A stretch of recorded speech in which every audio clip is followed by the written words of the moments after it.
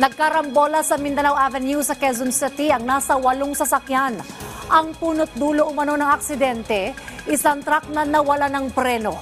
Ang detalye sa ulat ni Isaiah Mirafuentes. Basag ang windshield at sumampa pa sa Center Island ang 14-wheeler truck na ito. Ito ang sasakyang Celarin sa karambola ng 7 iba pang sasakyan sa kahabaan ng Mindanao Avenue, Quezon City, pasado alas 8 kagabi. Kasama rito ang 2 AUV, 2 elf truck, van, armored vehicle at oil tanker ang mga nadamay sa aksidente. Ang dahilan ng aksidente, pumalyang preno.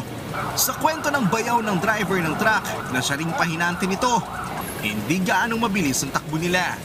Nagulat na lang daw siya nang biglang bumusinan ng sunod-sunod ang driver. Buti na lang po, nakatalon ako. Kung di po ako nakatalon, kasama po akong na-UV ron. Kasi po, yung pong gabi kong pinaka nabangga.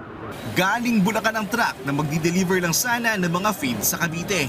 Lumagabak po ako Tsaka hindi ko na rin po kasi po, nung pagkabangga po dito sa may pinakaunang nabangga namin, bumikit na lang po ako.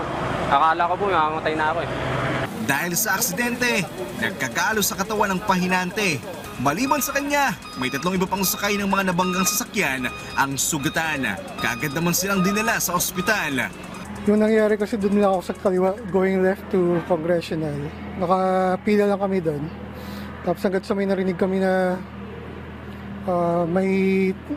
parang may nangyayari na sa likod.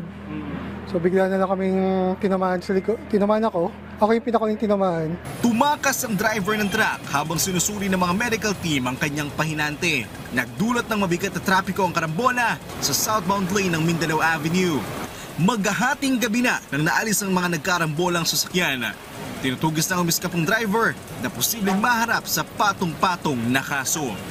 Isaiah Mirafuentes para sa Pambansang TV sa Bagong Pilipinas.